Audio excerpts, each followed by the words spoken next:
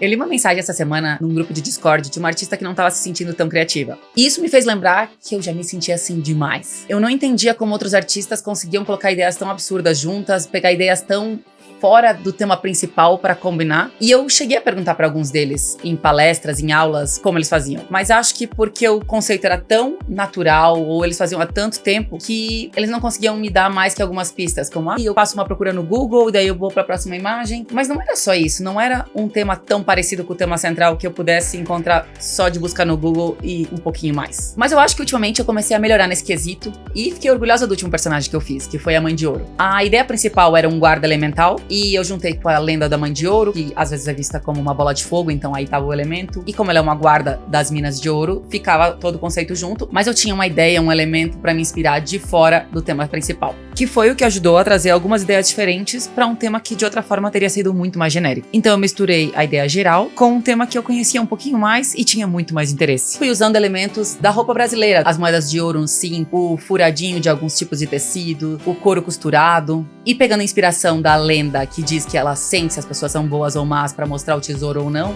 eu fiz a máscara onde tapa os olhos dela e uma arma que não seja de precisão pra ela poder atacar quando os jogadores chegassem no lugar do boss. E eu quis apresentar ela como um chefão de jogos, porque eu acho que a gente pode fazer as lendas brasileiras ficarem tão máximas como os vikings e os deuses gregos. Então deixa eu compartilhar algumas coisas que eu acho que me ajudaram a sair desse tipo de desenho pra esse.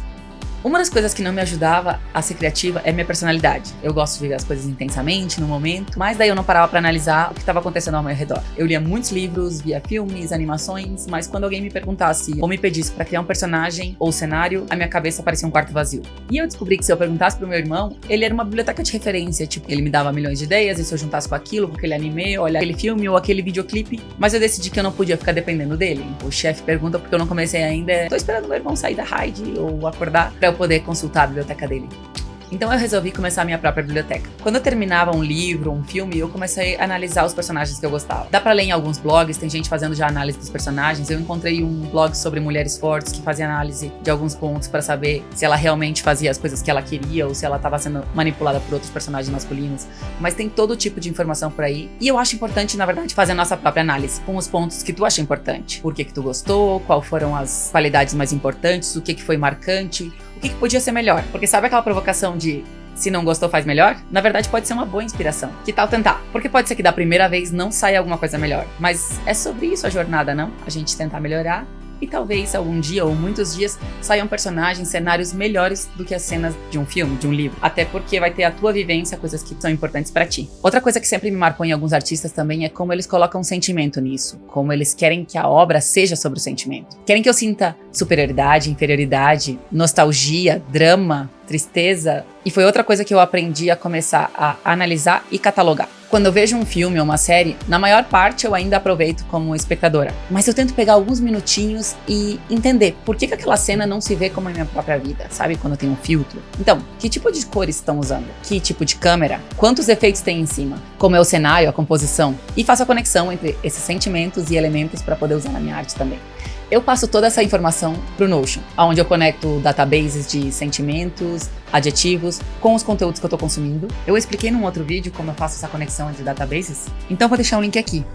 E vou mostrar um pouquinho das coisas como eu tenho organizado aqui dentro do Notion. Onde eu crio um card para cada pedacinho de vida que eu acho relevante e vou conectando com outros databases que têm informação de adjetivos, países, datas, e deixam uma coisa mais fácil de procurar depois quando eu quiser procurar por esses elementos. Mas pode ser que eu seja a louca das listas, então se tu não quiser fazer isso, eu acho que só um sketchbook já ajuda. Quando tu vê uma coisa que te interessa, faz um sketch, faz uma anotação visual, com palavras de referência talvez, mas um desenho de como tu tá observando isso, porque processar isso pra fazer uma coisa tua, já vai ajudar a lembrar mais do que só olhar e pensar sobre isso uma vez. Vamos começar com o exercício agora mesmo. Qual foi a última coisa que tu leu, escutou, viu, que tu gostou?